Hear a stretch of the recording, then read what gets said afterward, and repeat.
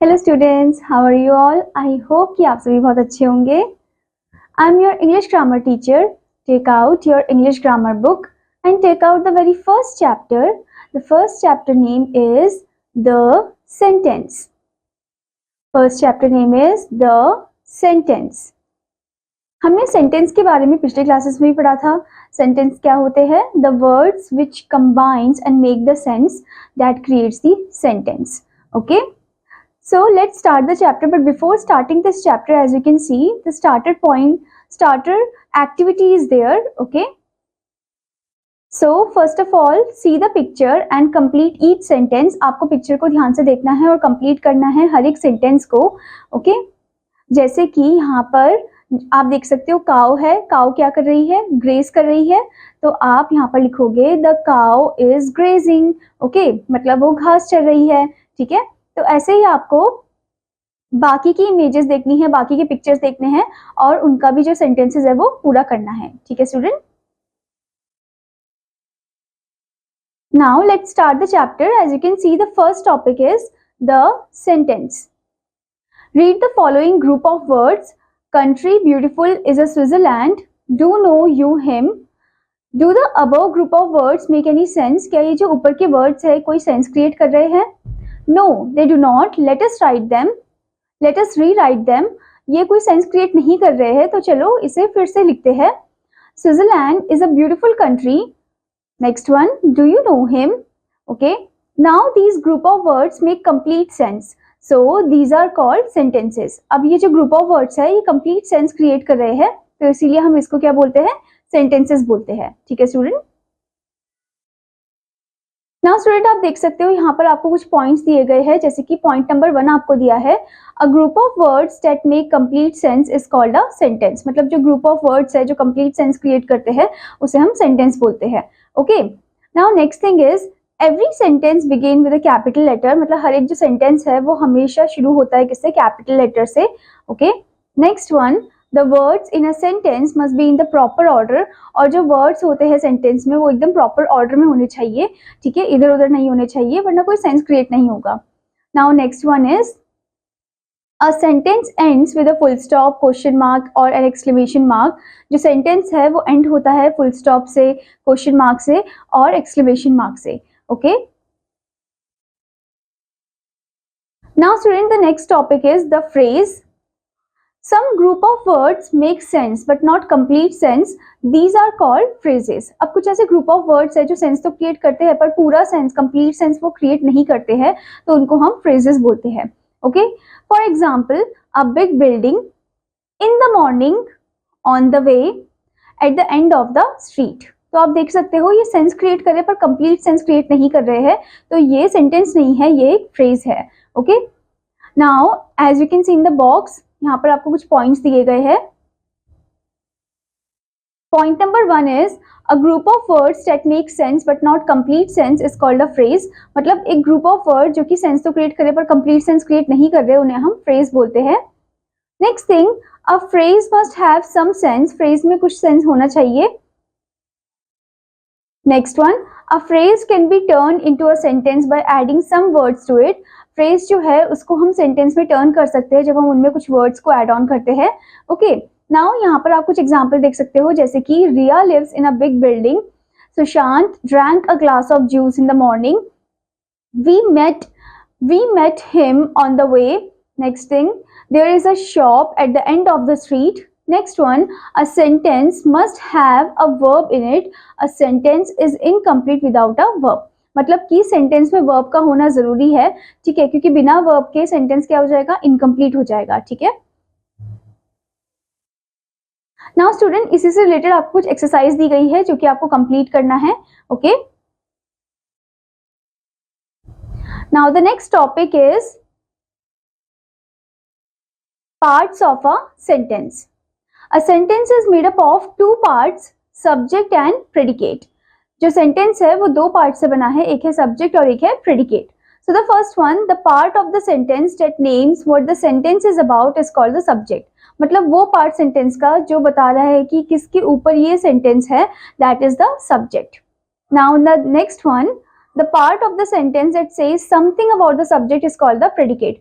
मतलब कुछ चीजें जो बता रहे हैं सब्जेक्ट के बारे में, वो क्या है, प्रेडिकेट है सेंटेंस का। Okay student, now as you can see the example, the pilot tried his best to avoid the air crash. The pilot क्या है, सब्जेक्ट है, tried his best to avoid the air crash, ये क्या है, predicate है। Okay, now student आप इस box में देख सकते हो, यहाँ पर आपको दिया है subject and predicate. Usually the subject of a sentence comes first but occasionally it may be placed after the predicate. मतलब यूजुअली क्या होता है, जो सब्जेक्ट होता है एक पूरे सेंटेंस का, वो पहले आता है, बट ओकेजनली कभी कभी क्या होता है कि जो सब्जेक्ट है वो बाद में भी आता है सेंटेंस में। ओके, और ऑब्जेक्ट पहले आता है। जैसे कि for example, in the deep of the ocean lived a giant. Okay, so इधर आप देख सकते हो in the deep of the ocean lived, ये आपका क्या है, प्रेडिकेट है, और अ जाइंट क्या है, आपका सब्जेक्ट है। ठीक है student, now the next point is the verb is the main part of the predicate. जो वर्ब है यानी कि जो एक्शन वर्ड है वो मेन पार्ट है किसका, प्रेडिकेट का। Now the next point is in an imperative sentence the subject is always you but it is implied and not stated। Imperative sentence में जो सब्जेक्ट है वो हमेशा यू ही होता है, उसे इम्प्लाई किया जाता है पर उसे स्टेट नहीं किया जाता। ठीक है, उसे हम समझ लेते हैं कि अच्छा यहाँ पर यू को बताया गया है। ठीक है स्टूडेंट, जैसे कि फॉर एग्जाम्पल कम हेयर, तो कम हेयर से हम समझ जाएंगे कि किसको इशारा किया गया है। So it usually means you come here, मतलब इसका मीनिंग है you come here. Okay, next thing, bring a glass of water, you bring a glass of water. Okay, now student इसी के बेसिस में आपको एक्सरसाइज दी गई है जो कि आपको कंप्लीट करना है। ठीक है students, now the next topic is kinds of sentences. Sentences are classified into 4 kinds. Sentences के 4 काइंड्स है। Okay, first one is statements, next one interrogative, next is imperative, and the next one is exclamatory. So the first type of sentence is the statement one.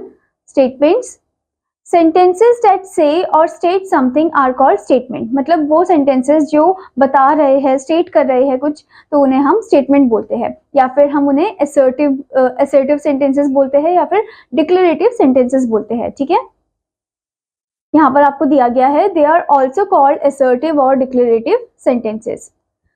Now for example, Paris is the capital of France, full stop, then a book is a man's best friend. Okay, तो आप देख सकते हो first letter यहाँ पर capital और and हो रहा है ये फुल स्टॉप में। So this is a statement, particular statement, और ये असर्टिव है और डिक्लेरेटिव भी है। ठीक है स्टूडेंट, नाउ स्टूडेंट आप बॉक्स में देख सकते हो, आपको कुछ पॉइंट्स दिए गए हैं। First one, statements are of 2 types, affirmative और पॉजिटिव एंड नेगेटिव। स्टेटमेंट जो है वो 2 टाइप के होते हैं, एक होता है अफर्मेटिव या फिर पॉजिटिव भी बोलते हैं उसे हम, और दूसरा होता है negative. Okay, sentences that make positive statement are called affirmative और पॉजिटिव सेंटेंसेस। सेंटेंसेस जो कि पॉजिटिव स्टेटमेंट हमें बताते हैं उन्हें हम पॉजिटिव या फिर अफर्मेटिव सेंटेंसेस बोलते हैं। For example, the children play football every day. Okay, so यहाँ पर आप देख सकते हो ये एक अफर्मेटिव और पॉजिटिव टाइप का सेंटेंस है। Now next one is sentences that make negative statements are called negative sentences। मतलब वो sentences जो negative statement करते हैं वो negative sentences है। यानी कि for example, the children do not play football every day। तो यहाँ पर आप देख सकते हो do not, यानी कि not लग गया है। ठीक है, तो not का मतलब क्या हुआ, not का मतलब ये है कि वो negative sentence है। Okay, now the next type of sentence is interrogative sentences। Sentences that ask questions are called interrogative sentences. मतलब वो सेंटेंसेस जो क्वेश्चंस पूछते हैं उन्हें हम इंटेरोगेटिव सेंटेंसेस बोलते हैं। For example, who is the prime minister of India, next one, do you know him. So आप देख सकते हो यहाँ पर फर्स्ट लेटर कैपिटल और लास्ट में क्वेश्चन मार्क लगा है। ठीक है, an interrogative sentence ends with a question mark. जो इंटेरोगेटिव सेंटेंस होता है वो एंड होता है क्वेश्चन मार्क में। Interrogative sentences are of 2 kinds. Interrogative sentences जो होते हैं वो 2 काइंड्स के होते हैं। फर्स्ट वन इज यस और no questions, next one is WH questions. Okay, WH यानी कि what, where, when, who. Okay, आपको यहाँ पर एग्जांपल भी दिया गया है स्टूडेंट, डज ही ओबे हिज पेरेंट्स। ये यस और नो क्वेश्चन है, यानी कि आंसर जो है वो या तो यस में मिलेगा या फिर नो में मिलेगा। Next one, who is your principal, ये WH क्वेश्चन है। ठीक है, now the next type of sentences, imperative sentences. Sentences that express commands, request, advice और desires are called imperative sentences. मतलब वो sentences जो express कर रहे हैं commands को, request को, advice को, desires को, उन्हें हम imperative sentences बोलते हैं. For example, do not speak loudly, ये एक command है, ठीक है, देख सकते हो आप, first letter capital और last में full stop है. Next one, pass me the salt please, ये एक रिक्वेस्ट है.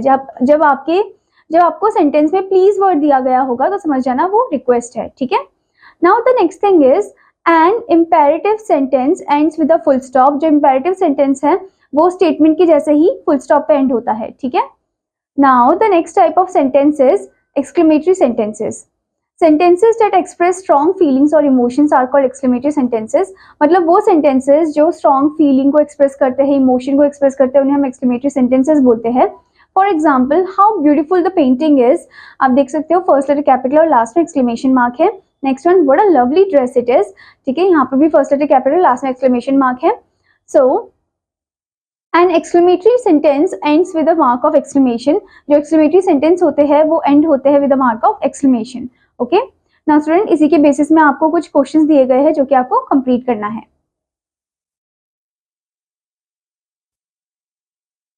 Now let's move into the next topic, that is question tags. A statement which is followed by a short question is called a question tag. So यहाँ पर बताया गया है कि एक स्टेटमेंट जो कि फॉलोड है एक छोटे से क्वेश्चन के साथ, ठीक है, उसे हम क्वेश्चन टैग बोलते हैं. It is generally used when we want the listener to confirm what we have said.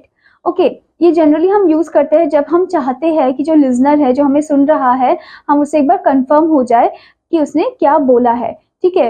But like हमने क्या बोला है उससे हम कंफर्म हो जाए, ठीक है. सो first of all you can read the following expression. It was an interesting movie wasn't it. तो यहाँ पर आप पहले स्पीकर को बोल रहे हो कि ये बहुत ही इंटरेस्टिंग मूवी थी, फिर उससे क्वेश्चन भी कर रहे हो कि wasn't it, नहीं थी वो. Okay, next thing, she is not good at maths, is she? So, the short question wasn't it in sentence 1 is used to check whether the statement it was an amazing movie is true or not. ठीक है, ये हमने क्यों question use करा wasn't it, क्योंकि हम ये बस जानना चाहते थे कि वो जो मूवी थी वो इंटरेस्टिंग थी या नहीं थी, ये ट्रू है या गलत है. Okay. Next thing, the short question is she in sentence 2 is used to seek agreement of the listener. तो जो sentence second में जो short question था is she, ठीक है, वो यूज किया गया था ताकि agreement पूछा जा सके listener से. Okay, so in sentence 1 the question tag is negative wasn't it and the answer is positive yes it was very interesting. So पहले वाले sentence में जो question है वो negative form में है, ठीक है, wasn't, not लग गया ना इधर. ओके, पर जो आंसर आया है वो एफर्मेटिव यानी कि पॉजिटिव फॉर्म में आया है. Okay, now in sentence 2 the question tag is positive is she and the answer is negative. ठीक है, तो क्वेश्चन टैग जो है सेंटेंस 2 में वो पॉजिटिव है, पर जो आंसर निकल के आया है वो नेगेटिव है. ठीक है. No, she is not good at maths. Okay. Now student, the next topic is formation of question tag. कैसे हम क्वेश्चन टैग को फॉर्म कर सकते हैं. आपको यहाँ पर एग्जाम्पल दिया है, she is a brilliant teacher. So यहाँ पर आप देख सकते हो ये मेन सेंटेंस है. ओके, इजंट शी आपका क्या है, क्वेश्चन टैग है. Now next thing, he was not doing his homework, ये आपका मेन सेंटेंस है. एंड वाज ही, ये आपका क्वेश्चन टैग है. तो फर्स्ट वाले क्वेश्चन टैग जो है वो आपको नेगेटिव फॉर्म में दिया है और सेकंड वाला जो क्वेश्चन टैग है वो आपको पॉजिटिव यानी कि एफर्मेटिव फॉर्म में दिया है. Okay. The statement in the first sentence is positive and the small question tag attached to it negative. So यहाँ पर हमें बताया गया है कि जो स्टेटमेंट है वो पॉजिटिव है पर जो क्वेश्चन टैग उसके साथ अटैच किया गया है वो नेगेटिव है. Okay. Next thing, the statement in the second sentence is negative and the question tag attached to it is positive. मतलब यहाँ पर बताया गया है कि जो स्टेटमेंट है सेकंड सेंटेंस में वो क्या है, नेगेटिव है, पर जो क्वेश्चन अटैच है वो क्या है, पॉजिटिव है. ठीक है. Now the next thing, the tense of the verb in both the statement and the tag is same. जो tense है verb का दोनों statement और tag में वो same है. okay. next thing, the subject of the main sentence agree with the subject of the question tag. जो subject है main sentence का वो agree कर रहा है with the subject of the question tag. okay. next thing, the auxiliary verb used for both the statements and the tags is the same. जो auxiliary verb use किया गया है दोनों स्टेटमेंट के लिए और टैग के लिए वो सेम है. Okay. Next one, if the statement is positive the question tag is negative. अगर स्टेटमेंट पॉजिटिव है तो क्वेश्चन टैग क्या है, नेगेटिव है. Okay, if the statement is negative the question tag is positive. और अगर स्टेटमेंट जो है वो नेगेटिव है तो क्वेश्चन टैग क्या है, पॉजिटिव है. Okay, the tense remains the same, पर जो टेंस है वो एकदम सेम ही रहेगा. Okay, now here come the next topic, that is correct use of question tags. So first of all आप यहाँ पर देख सकते हो आई एम का यूज बताया गया है. The question tag for I am is am I not. अब क्वेश्चन टैग जो है आई एम का वो क्या है, am I not. Okay, for example I am a student, am I not. Okay, I am not going to school, am I. Okay, now the next one is commands. When the command positive, when the command is positive will you or won't you can be used. जब command जो है वो positive होता है तो will you और won't you हम use कर सकते हैं. For example John will come tomorrow, won't you. Okay, next one, please help me when I asked you, will you. Next one, please help me when I ask you, will you. Next one, when the command is negative we use will you. Okay, जब command negative होता है तो हम will you use करते हैं. जैसे कि don't forget to close the door, इसमें आ जाएगा question tag will you. Okay, now the next one is letters. With letters we use shall we. तो लेटर्स के साथ हम शैल वी यूज करते हैं. जैसे कि for example let's go for a walk, shall we. Next thing, let's be friends again, shall we. Now next one, John. Student ये वाला YOU है, ठीक है.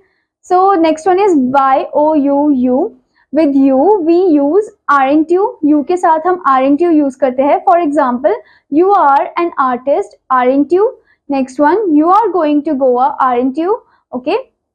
Now student, यहाँ पर आप देख सकते हो आपको एक्सरसाइज दी गई है इससे से रिलेटेड जो कि आपको कंप्लीट करनी है. ठीक है स्टूडेंट्स, आई होप स्टूडेंट कि आपको ये चैप्टर अच्छे से समझ में आया होगा और आपका होमवर्क है कि आपको इस चैप्टर को अच्छे से रीड करना है और एक्सरसाइजेस भी अच्छे से कंप्लीट करनी है. Now I will meet you in another class. Till then students take care, bye bye.